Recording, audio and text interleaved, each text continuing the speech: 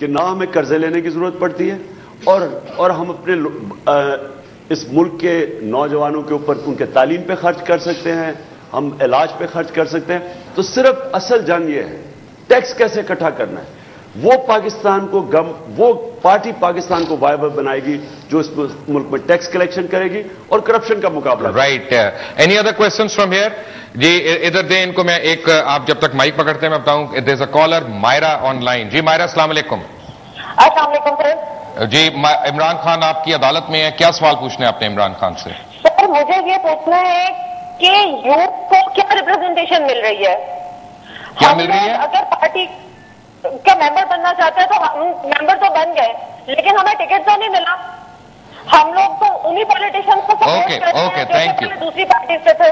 Thank you Maira. کہہ رہے ہیں یوتھ کو ریپرزنٹیشن نہیں مل رہی. اپلائی کیا ٹکٹ کے لیے, یعنی ہمیں کیسے آپ کو ٹکٹ ملے گا جب آپ نے اپلائی نہیں کیا؟ میں نے ایک الیکشن کیمپین دیکھی تھی, میں کینڈیڈیٹ کا نام بھی لیتا ہوں, عاشق ڈیال صاحب کی, کافی سال پہلے کی بات ہو رہی ہے. تو ان کے ڈیرے پہ ایک خاتون آئی اور ان کے ساتھ ایک بچہ تھا. انہوں نے کہا اس کو پولیس میں بھرتی کراؤ. اب وہ الیکشن کے دنوں میں تھے. انہوں نے کہا اچھا, بچے کو پوچھا تو کرنا کی ہے؟ کہتا میں میٹرک کرنا. تو اس نے اس کی دادی کو کہا, انہوں نے کہا کہ جی میٹرک کر لے گا, لے آنا پولیس میں کرا دوں گا. تو انہوں نے کہا نہیں میٹرک بھی تو کرانا ہے. تو ابھی تو ایسی ڈیمانڈز آنی ہے آپ سے. نہیں, لیکن یہ میں آپ کو ایک پالیسی ڈیسیجن دیتا ہوں کہ انشاءاللہ تحریک انصاف 1000 ٹکٹ, آپ کو 1000 کینڈیڈیٹس سلیکٹ کرنے ہوں گے. ٹوٹل پروونشل اور نیشنل اسمبلی کے 1000 کینڈیڈیٹس کے قریب. تو اس میں سے میں آپ کو یہ بتا دوں کہ جو اکثریت ہوگی وہ ہمارے نوجوانوں کو انشاءاللہ.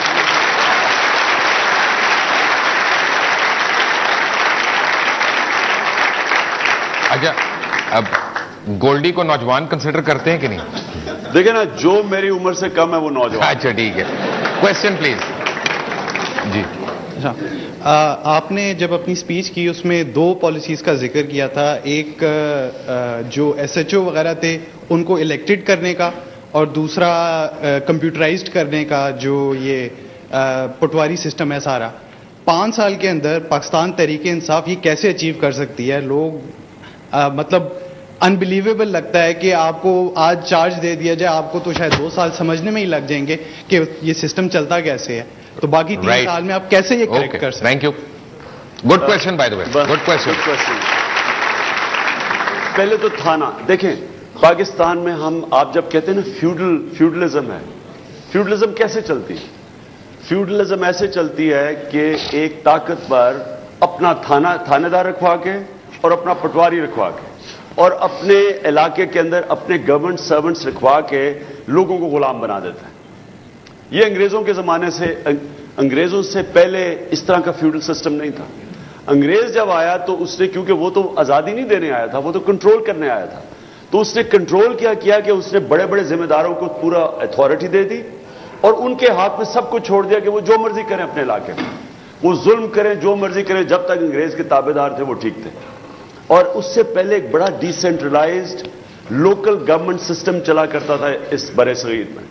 یعنی گاؤں ایک انڈیپینڈنٹ یونٹ تھا, گاؤں کی ان کی اپنی پولیسنگ تھی, گاؤں کا اپنا عدالت تھی, پنچایتی نظام تھا, یعنی کہ اپنے فیصلے کرتے تھے اپنے.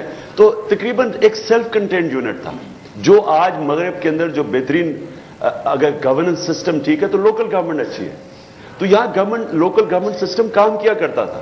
انہوں نے جب سسٹم کو سینٹرلائز کیا تو لوگوں کو ڈس امپاور کر دیا, اور جب ایک آدمی کو مضبوط کر دیا تو اس نے نیچے لوگوں کے حقوق ختم کر دیے, ڈس امپاور کر دیا. اور یہ ایک ہمارے بہت گریٹ پاکستانی. ایک کالر ہے میرے ساتھ گوجرا سے, لیکن اس سے پہلے میں نے ایک چھوٹا سا سوال آپ سے خود پوچھنا ہے. میں جلدی میں صرف آپ کو تو نمبر 1 کہ آپ نے لوگوں کو امپاور کرنا ہے, لوگوں کو اختیارات دینے اپنے ہاتھ میں, تاکہ وہ تھانے کے ظلم سے بھی بچ جائیں. اور یہ جو پٹواری سسٹم ہے یہ کوئی راکٹ سائنس نہیں ہے, بلکہ میں اسے آگے جاتا ہوں. ہم انشاءاللہ آپ کے سامنے ایک سسٹم لے کے آئے ہیں کہ 90 ڈیز کے اندر ایک ای گورنمنٹ لے آئیں گے. اس کا پورا ایک کمپیوٹر پروگرام بنا ہوا ہے, پوری اس کی ہمارے پاس ایک سافٹ ویئر ہے. ای گورنمنٹ کا مطلب کہ جتنا زیادہ کمپیوٹر کام کرے گا اتنی کم رشوت, کیونکہ کمپیوٹر تو رشوت ہی لیتا. اب شوکت خانم کے اندر اگر آج ہم خراب کر دیں گے ایسے سارے کمپیوٹر.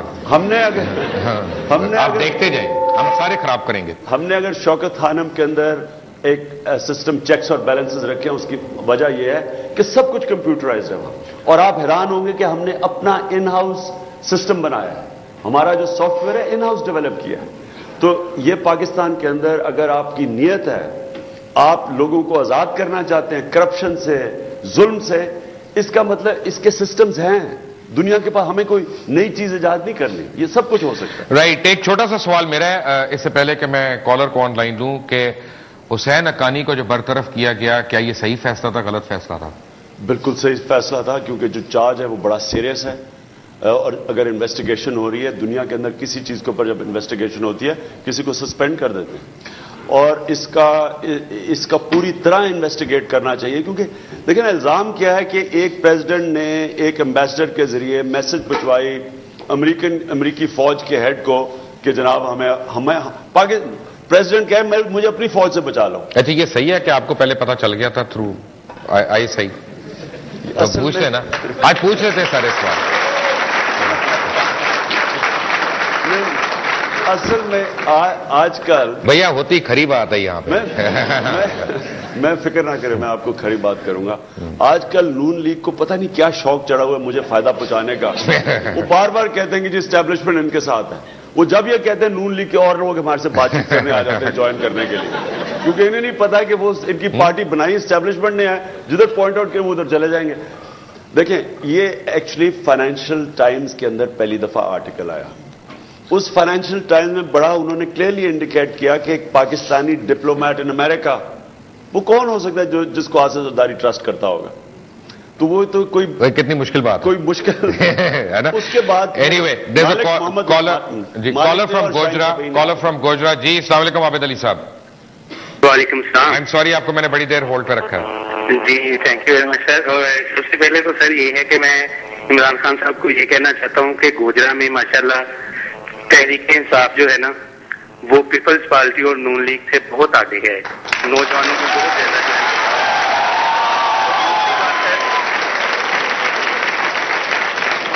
اور دوسری بات سر یہ کہ میں ان سے یہ پوچھنا چاہ رہا ہوں خان صاحب سے کہ اگر یہ الیکشن اناؤنس ہو جاتے ہیں مارچ سے پہلے, یا جب بھی اناؤنس ہوتے ہیں, ظاہری بات کہ ود ان 1 ایئر جو ہے وہ الیکشن تو ہو رہے ہیں, تو کیا تحریک انصاف اپنے کینڈیڈیٹ فائنل کر لے گی, اور کیا ان کی تیاری ہے الیکشن میں جانے کی؟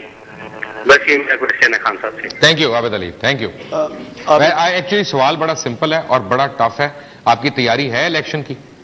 دیکھیں تیاری تو اگر آج الیکشن ہو تو شاید کسی پارٹی کی بھی نہ ہو پوری طرح, لیکن جو میں ایکسپیکٹ کرتا ہوں الیکشن کسی ٹائم پہ, ہم اپنے آپ کو پریپیئر کر رہے ہیں کہ مارچ کے بعد کسی ٹائم پہ الیکشنز ہو سکتے ہیں. تب تک انشاءاللہ ہماری تیاری ہوگی, ہر سیٹ پہ انشاءاللہ تیاری ہوگی. آڈینس کوشچن وہ اس کو بی بی کو دیں. جی بچے. سر ہم یوتھ ہیں اور ہم پہچانتے ہیں کہ آپ کو ووٹ دینا ضروری کیوں ہے, لیکن جن لوگوں کو ایک آٹے کی بوری, ایک سلائی مشین دے کر ووٹ لے لیا جاتا ہے, ان کے لیے اس سسٹم کو چینج کرنے کے لیے آپ کا پلان آف ایکشن کیا ہے؟ میں ایک بار آپ کا کوشچن پوری طرح میں آپ کو بتاتا ہوں. وہ کہہ رہی ہیں کہ جن لوگوں کو ایک سلائی مشین یا ایک آٹے کی بوری دے کے پابند کر لیا جاتا ہے یا خرید لیا جاتا ہے, ان کا ووٹ ادھر چلا جاتا ہے, چاہے وہ آپ کو دینا بھی چاہیں, اس کو آپ کیسے کنورٹ کریں گے؟ دیکھیں ایک میں آپ کو بتاؤں 2 ٹائپ الیکشنز ہوتے ہیں. ایک نارمل پاور پالیٹکس کے الیکشنز ہیں جدھر 2 پارٹیز جو کہ سٹیٹس کو کی پارٹیز ہیں ان کے بیچ میں الیکشنز ہو رہے ہیں, تب پیسہ کام کرتا ہے. آپ پیسہ دیں, جو زیادہ پیسہ دیتا ہے ہائیسٹ بڈر کو وہ اٹھا لیتا ہے. اور ابھی بھی یہ دونوں جو مین پارٹیز ہیں یہ کافی پیسہ جمع کر رہی ہیں الیکشن کے لیے. یہ سمجھ رہے ہیں کہ جب وقت آئے گا یہ الیکشن خرید لیں گے. ایک دوسرا الیکشن ہوتا ہے جو ایک موومنٹ کے تحت ہوتا ہے. جب ایک ہوا چلتی ہے اور ایک سیلاب, اور سیلاب سے بڑا اگر ایک سونامی آ جاتی ہے تو پیسے کسی اور سے لیتے ہیں اور ووٹ اس پارٹی کو ڈالتے ہیں جو تبدیلی کی پارٹی ہے. رائٹ. ایک بڑی چھوٹی سی بات میں آپ کو بتاؤں کہ اس وقت یہ لائیو ٹرانسمیشن پوری دنیا میں جاری ہے. آپ بھی عمران خان سے سوال کر سکتے ہیں کال کر کے براہ راست اس وقت.